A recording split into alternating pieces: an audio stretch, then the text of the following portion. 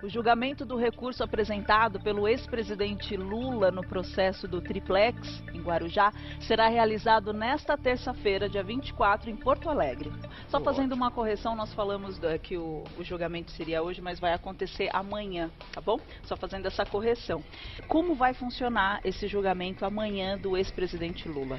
Esse é um julgamento atípico, né? A nação toda espera o resultado final desse caso do Lula, especialmente dessa primeira condenação que ele teve. Ele tem outros processos, obviamente, que estão tramitando na primeira instância, mas esse aí é o foco hoje, porque esse julgamento, de acordo com uma decisão do Supremo Tribunal Federal, se for confirmada a condenação, num primeiro momento, né, ou seja, de uma forma bastante talvez até pragmática, ele ficaria inelegível, que aí já não é mais a justiça comum, e sim a justiça eleitoral, né, que teria que decidir com relação a essa inegibilidade do Lula para disputar a presidência em 2018. Então, esse julgamento de amanhã, qual que é a acusação mais especificamente? Esse é o caso do Triplex, né? Ou seja, ele foi condenado em primeira instância pela 13ª Vara Criminal Federal de Curitiba, onde ele teve 9 anos e 6 meses de condenação.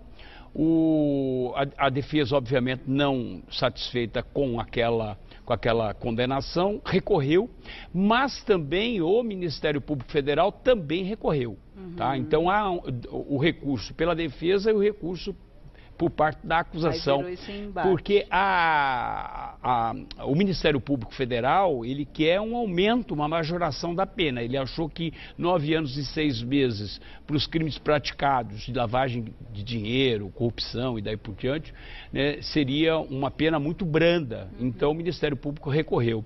E aí agora a defesa, obviamente, quer a absolvição, porque alega que não existe provas de que teria configurado os crimes, né?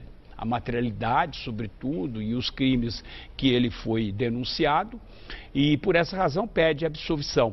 E hoje saiu uma nota, inclusive, que e é uma coisa muito interessante, porque isso é uma prerrogativa da defesa.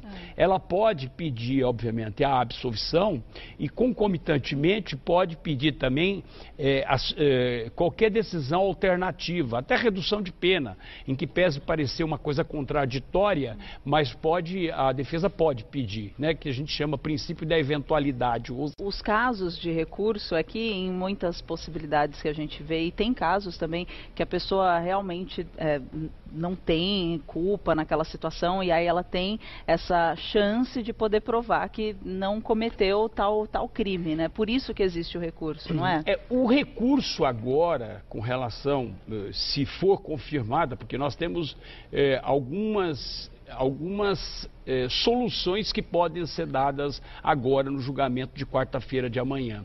A primeira é a busca da absolvição, que é o que a defesa quer. Sim. A segunda é a condenação, né? E essa condenação ela pode ter a majoração da pena, se for porque há um recurso do Ministério Público. A terceira é uma condenação e o reconhecimento da extinção da punibilidade, ou seja, não há mais o que se falar em pagar aquela dívida à sociedade. E a outra situação é, havendo uma condenação ou uma absolvição, tanto o Ministério Público pode recorrer para o Supremo Tribunal Federal, como também para o Superior Tribunal de Justiça, para as duas cortes, né?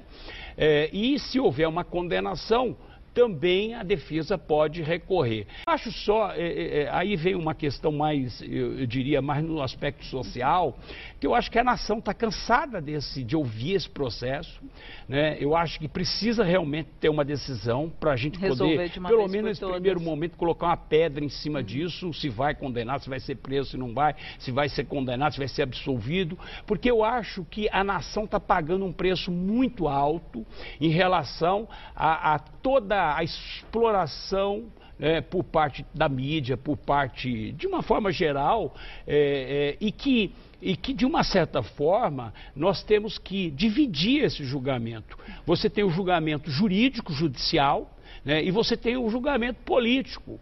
E quando você funde as duas coisas, que é exatamente isso, que é a pretensão que nós pudemos observar, eu acho que isso, a nação paga um preço muito alto. Eu acho que não pode se confundir. Quem vai decidir se o ex-presidente Lula vai disputar a candidatura, vai ser candidato à presidência da República em 2018, é um outro tribunal, que é eleitoral, que é o Tribunal Eleitoral. É ele que vai se posicionar se ele vai acatar aquela decisão em segunda instância, se não vai acatar, né? E ainda por cima, mesmo que ele venha a disputar, se ele vai ser diplomado, se não vai ser diplomado, entendeu? Então eu acho que a nação está pagando um preço muito alto por isso, né? Nós estamos pagando um preço exageradamente alto, né? Tem uma questão política envolvendo essa questão que chega a ser até transnacional, que envolve outras nações, né? Que acaba se envolvendo, né? Ou seja, que acha que é uma perseguição política, e não é questão de perseguição política. Se você tem indícios de crime, o que a justiça tem que fazer é apurar se houve ou não, e a justiça se pronunciar. O que para mim é inadmissível é, por exemplo, nessa discussão política, você pega, por exemplo, a semana passada, a senadora Gleisi Hoffmann fez um pronunciamento extremamente lamentável, quando chegou até pressionar que se o presidente Lula for preso, muita gente vai morrer. Isso é uma irresponsabilidade tão grande por parte de uma senadora, que isso sim, ou seja, apologia ao crime é também crime. As pessoas têm que entender que o que ela fez semana passada, depois ela tentou se explicar, dizendo que era força de expressão, mas não é força de expressão, porque a gente tem percebido claramente de que estão fazendo uma pressão, estão fazendo aí uma apologia ao crime, que obviamente isso, na minha percepção, é muito perigoso para o Brasil.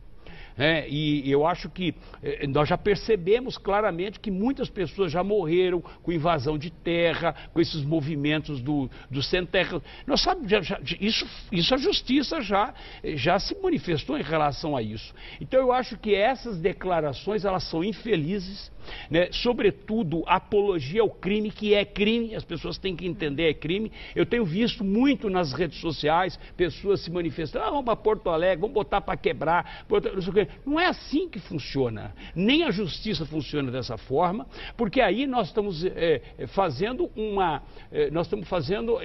pelo menos esses grupos estão fazendo uma demonstração de força, e assim não se faz justiça, entendeu? Então eu acho que essa questão é realmente, eu acho que é deplorável uma declaração como essa senadora deu, e sobretudo eu acho que é uma irresponsabilidade. Até eu te perguntar, a gente falou da Lava Jato, que pé que está a Lava Jato? Porque acontecem tantas coisas e que acaba confundindo mesmo as pessoas que estão em casa. São várias informações bombardeando a sociedade. As pessoas têm todo o direito de se manifestar, elas têm todo o direito de se indignar, como nós nos indignamos com essa roubalheira de corruptos que nós estamos presenciando. Todo mundo tem, mas o que não se permite, efetivamente, o Estado não pode, a Justiça não pode permitir, é esse tipo de pressão, né, violenta, né, ou seja, nós vamos invadir Porto Alegre, nós vamos, entendeu? A Lava Jato, ela vai continuar, é um processo, são vários processos judiciais,